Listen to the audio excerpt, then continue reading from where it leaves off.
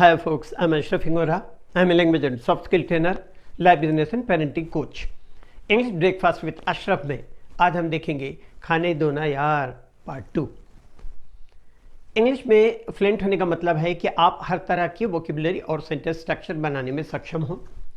जब हम खान पान से संबंधित बात करते हैं तो हमें उससे रिलेटेड शब्दों का ज्ञान होना और सेंटेंस स्ट्रक्चर जिसे बोलते हैं वाक्य रचना बनाने में हमें सक्षम होना होगा। जैसे सड़ना, फूंकना, भुनना, सेकना, मसलना, तलना, छिड़कना, छिलका निकालना, काटना, धोना, भूख लगना, चखना, खाना, पीना, चुस्की लेना, चबाना, कुतरना, उगलना, चाटना, कड़ा, नरम, गर्म, ठंडा, मीठा, खारा, फीका, तीखा, कड़वा, लुकमा, खिचड़ी, अंडा, मछली, गोश्त, चिकन, सब्जी, सालन, सलाद वगैरह वगैरह। अब एग्जांपल्स देखिएगा। I drained my glass in one gulp. इसका मतलब मैंने एक घूंट में अपने ग्लास को खाली कर दिया। नेक्स्ट देखिएगा, thicken the broth with the cornflour. मक्के का आटा डालकर शोरबे को गाढ़ा बनाओ। नेक्स्ट देखिएगा, you should not eat substantial breakfast if you want to lose weight. इसका मतलब अगर आप वजन कम करना चाहते हैं तो आपको भारी नाश्ता नहीं करना चाहिए। She sprinkled the top of the dish with some finely grated cheese. इसका मतलब क्या हुआ? उसने डिश के ऊपर थोड़ा बारीक किया हुआ पनीर को डाला।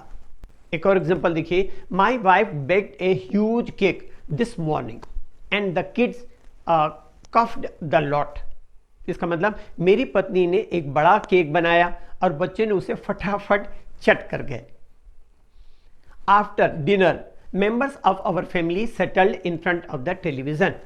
रात के भोजन के बाद हमारे परिवार के लोग टीवी के सामने स्थिर हो गए।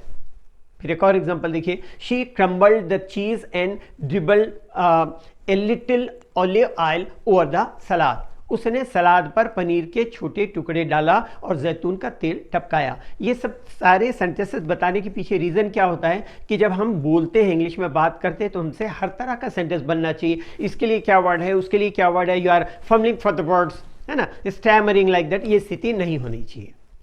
फिर नेक्स्ट एग्जाम्पल देखिए, she is expert of producing a delicious meal out of a few leftovers. इसका मतलब है वह बचे हुए भोजन से स्वादिष्ट खाना बनाने में माहिर है। आगे देखिएगा एक और example, she brought the soup to the boil then simmered for 5 minutes. उसने सूप को उबलने तक गर्म किया, फिर 5 मिनट तक कम ताप पर गर्म होने दिया। नेक्स्ट एग्जांपल देखिए, when would you like to have lunch?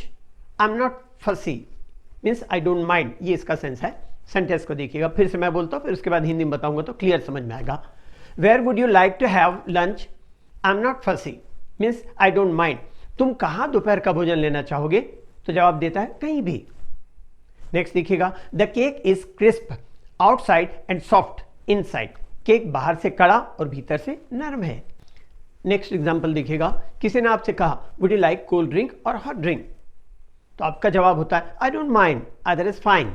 इसका मतलब आप ठंडा पे लेना चाहेंगे या गर्म पे? तो जवाब देता है कोई बात नहीं, कोई भी चलेगा। Next example, give me a minute and I will Russell you up a sandwich. Hindi में इसका ट्रांसलेशन देखिए, मुझे 1 मिनट दो और मैं तुम्हारे लिए फटाफट सैंडविच बना दूंगा या बना दूंगी, इस तरह। नेक्स्ट देखिए, I got together soon with others for lunch. मैं भोजन के लिए अन्य लोगों के साथ जल्दी ही इकट्ठा हो गया। नेक्स्ट देखिए, you should not slice the onion too thin. इसका मतलब तुम्हें प्याज को की फाक को बहुत पतली नहीं करना चाहिए। Have some pickles with your salad. अपने सलाद के साथ थोड़ा सा अचार लीजिए। Next, if you get up late you will have to skip your breakfast. अगर तुम देर से उठे तो तुम्हें अपना नाश्ता छोड़ना पड़ेगा। एक और example, children were giving a longing look at the ice cream. बच्चे आइसक्रीम की तरफ लालसा भरी नजर से देख रहे थे। Next, she just took a dainty little bite of apple. उसने बस सेब का एक छोटा सा टुकड़ा लिया। Next, when she cut the lemon juice squirted in the eyes.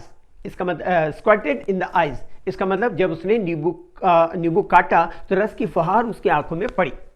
Next example देखिएगा, let's have lunch out on the patio. इसका मतलब चलो आंगन में बाहर दोपहर का भोजन करें। फिर एक और एग्जांपल देखें, what kind of eats did you have at party, means तुमने किस तरह का भोजन पार्टी में लिया।